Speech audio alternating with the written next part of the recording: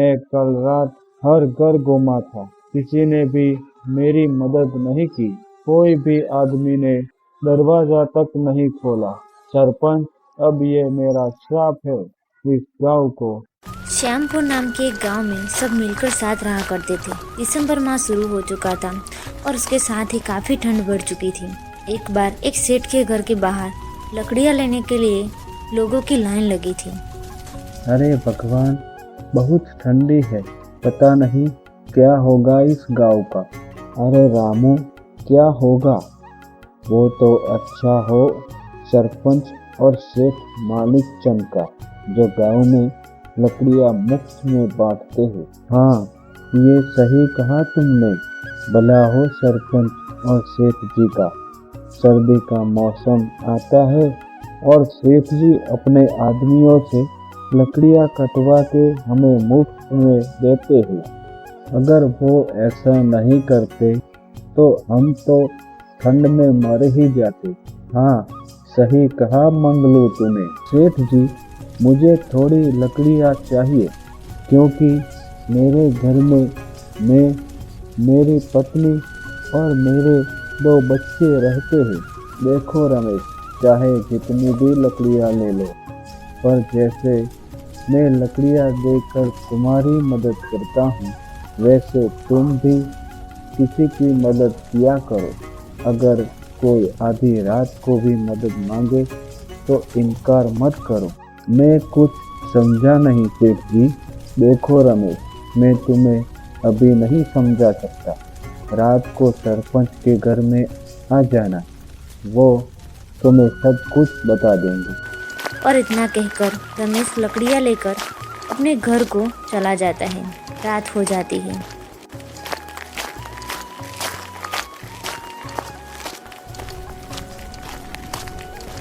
आओ आओ रमेश, यहाँ पर बैठ जाओ। आग की सेकाई लो। काफी ठंड है, मैं तो ठंड के मारे कांप रहा हूँ सरपंच जी। अरे रमेश, ये ठंड तो कुछ भी नहीं है। ये सोचो कि इतनी ठंड में अगर बर्फ गिरे तो क्या हालत होगी इस गांव की। बताओ, क्या बात करते हो सरपंच जी? बर्फ? अरे नहीं नहीं, कभी सपने में भी ऐसा ना सोचो। अगर ऐसा हो तो ये गांव शमशान बन जाए। और सरपंच जी, आपने मेरे एक सवाल का जवाब नहीं दिया। वो मैंने लकड़ियां लेते वक्त पूछा था। ऐसा है रमेश, आज से करीब 20 साल पहले की बात है। जैसे अभी दिसंबर का महीना चल रहा है। गांव में एक रात एक तांत्रिक आता है। उस तांत्रिक के पास ठंड से बचने का कोई वस्त्र न था। कोई है घर पर? कोई है क्या? मैं ठंड से बहुत कांप रहा। कृपया मुझे कुछ वस्त्र दे, ताकि मैं आज की रात बिता सकूं। मुझे बहुत ठंड लग रही है, मेरी मदद करो।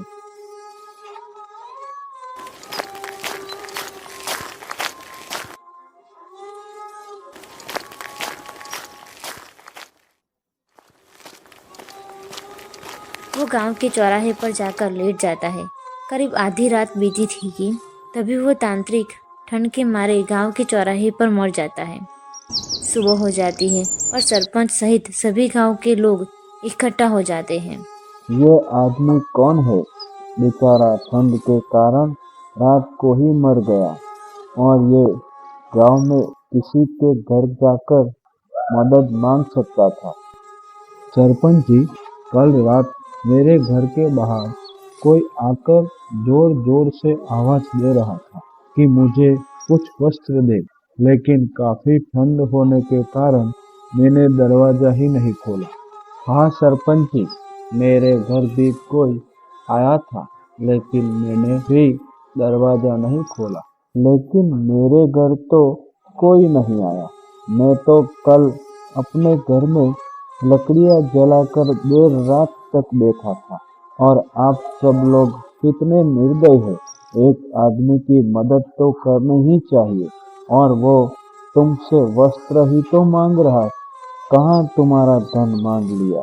काश ये कल रात मेरे घर आ जाता तो ये आज जिंदा होता।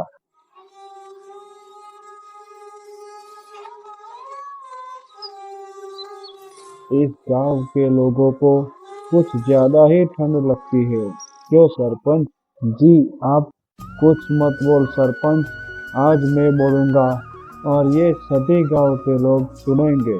मैं कल रात हर घर घूमा था, किसी ने भी मेरी मदद नहीं की, कोई भी आदमी ने दरवाजा तक नहीं खोला।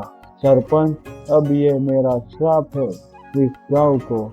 जैसे मैंने कल रात घर के बाहर रहकर ठंड का एहसास किया है, ये सभी लोग घर के अंदर रहकर भी ठंड से बच नहीं पाएंगे। ये मेरा इस गांव को श्राप है सरपंच। नहीं नहीं महाराज, हमें माफ करें, कृपया हमारे गांव को इस श्राप से मुक्त करें। ये सभी लोग नादान हैं, ठंड के कारण सभी लोग घर के बाहर नहीं आए। हमें माफ करें, कृपया अपने श्राप से मेरे गांव को मुक्त करो। तांत्रिक को गांव पर दया आ जाती है।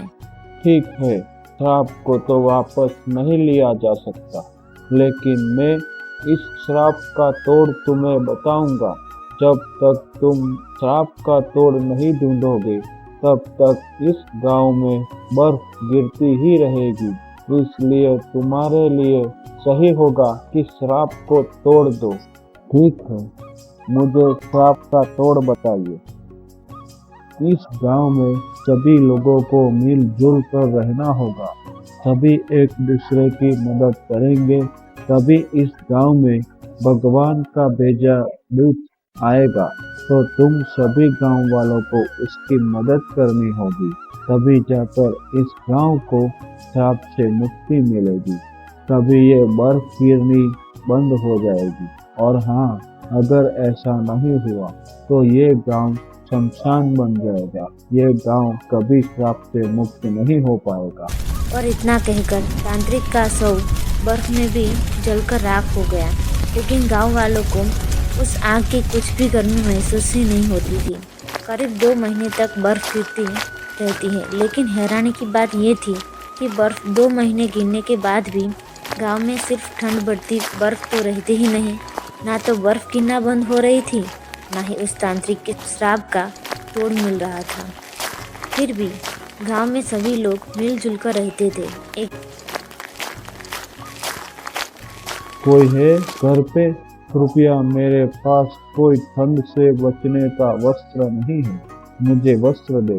थोड़ी देर बाद घर में से एक आदमी बाहर आता है और वो साधु को एक कंबल देता है और वो उसके पड़ोसी को बुलाने के लिए चले जाते हैं। थोड़ी देर बाद सरपंच और सभी गांव के मर्द इकट्ठा होते हैं और चौराहे पर आग जलाते हैं। सभी वहां पे बैठते हैं। आप हमारे गांव? महाराज, आप चलिए मेरे घर, वहां पर आराम कर लीजिएगा, हमें भी आपका आशीर्वाद मिल जाएगा। आप सभी का बहुत बहुत धन्यवाद, लेकिन मैं किसी के घर पे नहीं जा सकता। मैं तो सफर पर निकला हूँ, आज यहाँ तो कल वहाँ, मेरा कोई ठिकाना नहीं है बेटा। तभी धीरे धीरे बर्फ गिरना बंद हो जाती है और ठंड भी काफी कम हो जाती है। सभी गांव के आदमी आपस में बात करते हैं। अरे देखो, बर्फ गिरना बंद हो गई, देखा तुमने?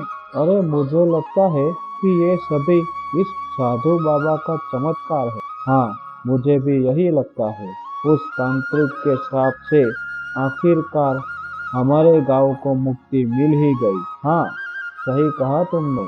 महाराज, धन्यवाद तो हमें आपका करना चाहिए कि आप हमारे गांव में आए और हमारे गांव को श्राप से मुक्त करवाया। मैंने जब इस गांव में प्रवेश किया तभी मैं समझ गया था।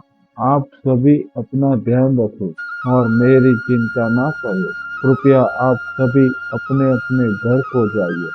गांव के सभी लोग सरपंच के साथ मिलकर जाने लग जाते हैं। वो लोग थोड़ी दूर गए ही थे कि एक आदमी कहता है, वो साधु बाबा कहाँ गए? वो तो गायब हो गए। देखो सभी लोग। गांव के सभी लोग देखते हैं तो वो साधु वहाँ पर नहीं थे। तभी से हम सब गांव के लोग एक साथ ही रहते।